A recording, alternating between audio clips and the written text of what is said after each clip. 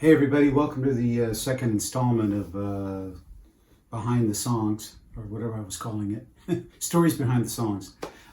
Last time we did Obsession Blues, and around the same period I wrote a couple other songs with Mike for his Blue Obsession album, and it was my first trip to Nashville, I believe, either my first or second. I'm not 100% sure of that. Might have been my first trip. Anyway, it was the winter of 1995, I believe, or 96. Sorry, somewhere in that area. Mike invited me to come out and just sort of explore Nashville, and he wanted to write with me, and which I was thrilled about, going out and checking it out. I was still living in California at the time. Anyway, so I got out there. It was December, I believe it's 96. I could be wrong about that. Could have been the year before. I wish I could get my dates straight. But anyway, in this general time period, I went back, and it was pretty cold here in Nashville. I wasn't used to cold winters growing up in California, so it was a little unnerving on my knees. My knees wouldn't get warm. Anyway, Mike had an idea for a song, so he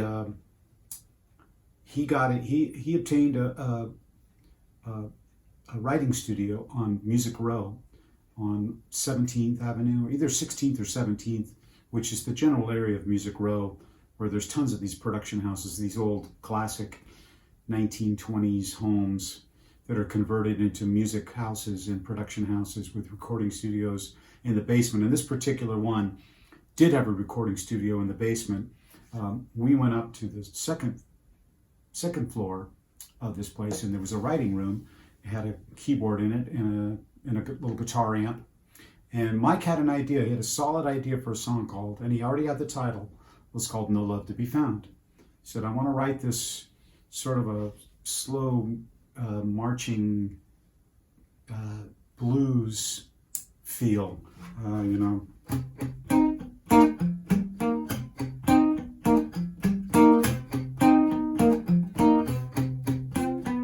I immediately came up with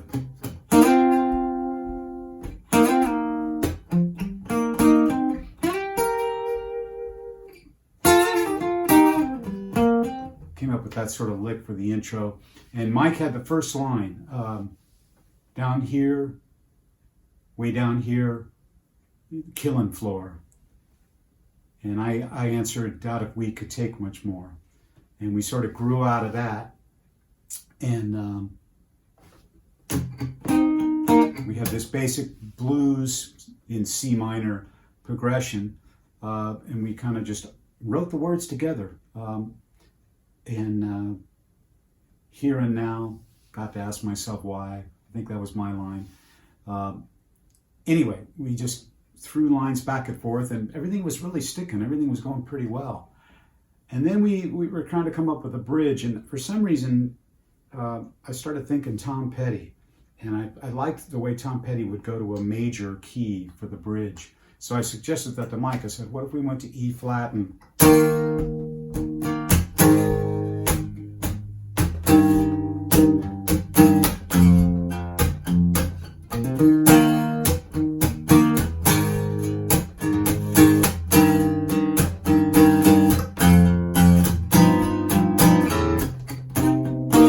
Anyway, I suggested that to Mike, and he really liked it. So we built this kind of cool rock bridge in E flat. Maybe my favorite part of the song. It really crescendos there and really builds up to the solo. And then, so we were kind of working on that song, and Mike started doodling in between of this song, No Love to Be Found. And I went, what's that? And he goes, just something I'm kind of noodling with. And we were doing it in G, I think, at the time. But it had this, I'm going to play it in E now because that's what I know it in.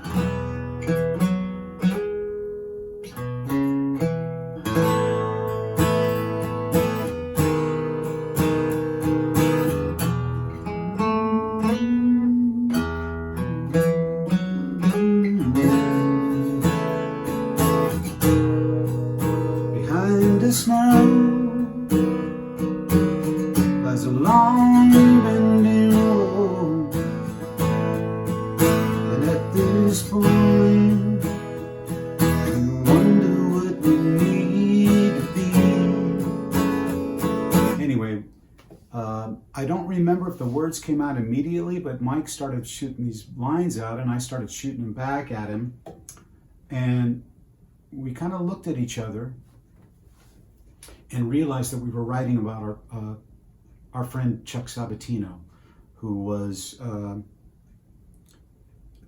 believe he was still living at this time, but he had suffered a really, really bad stroke. For those who don't know, Chuck Sabatino was Mike's childhood friend from St. Louis, and they played in bands together and were dear, dear friends. And when Mike came out to California, made it in the Doobie Brothers, and then started his solo career in the early 80s, he recruited Chuck. Brought him, Chuck came out from St. Louis and he immediately joined his band, and they were like this. Anyway, I got to know Chuck really well too when I joined the band in '88. I played with Chuck for a good 5 years, almost 6 years, and Chuck and I started writing together. As a matter of fact, maybe I'll spotlight one of those tunes in a future session here. But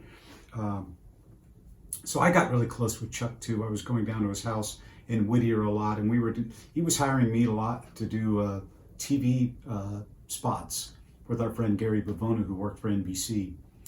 And we did a lot of TV sessions. Stuff you heard on TV was probably us. Entertainment Tonight, the NBA theme for NBC, that was us. Anyway, back to the writing session. So anyway, Mike and I were throwing these lines together, and we realized we were writing a second tune in the same session.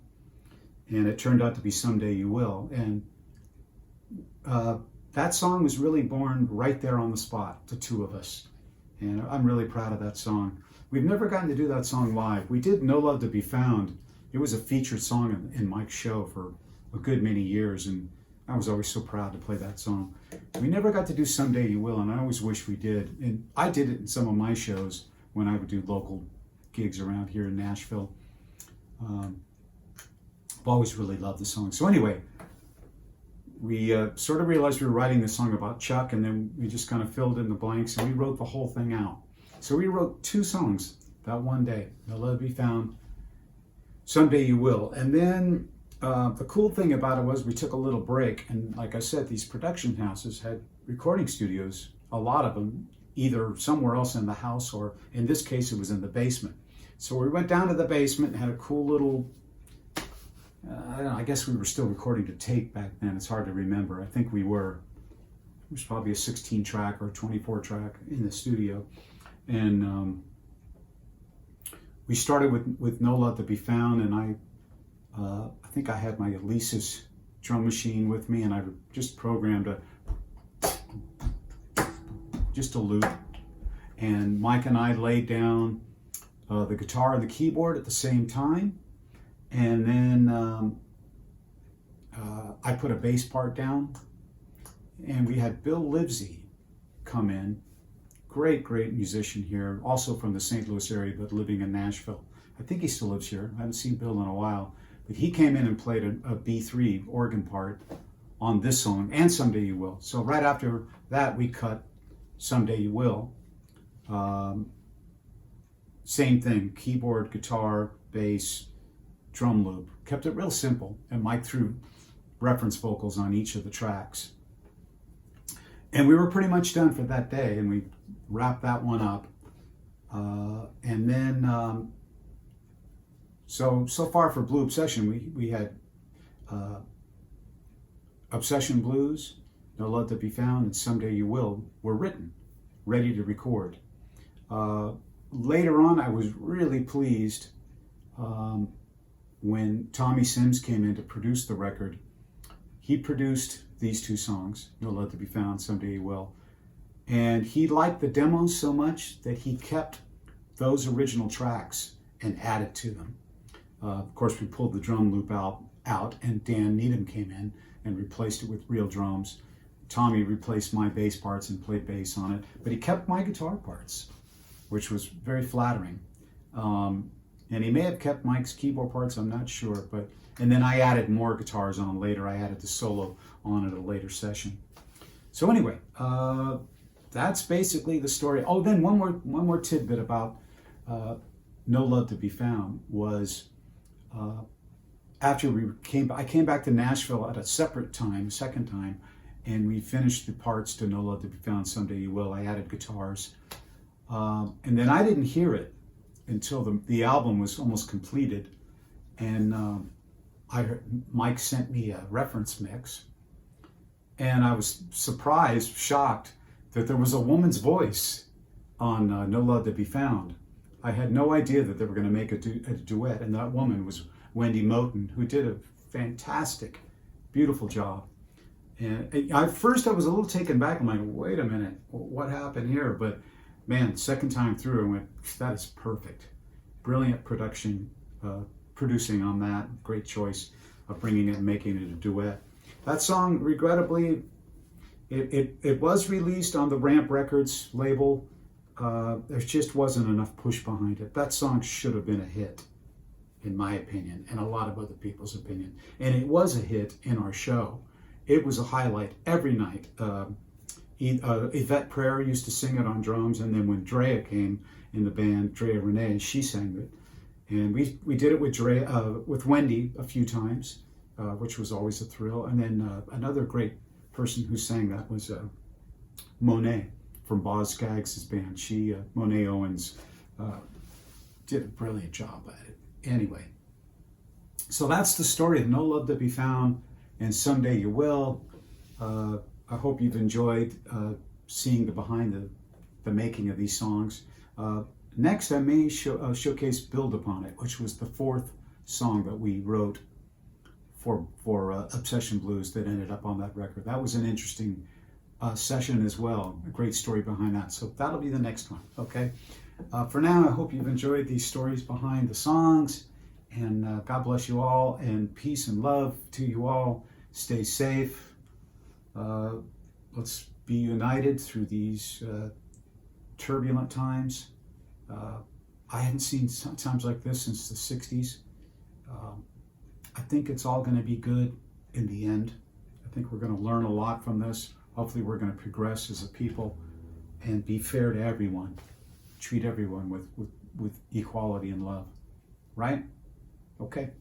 Speaking of that, Build Upon It. It's pretty much on that theme.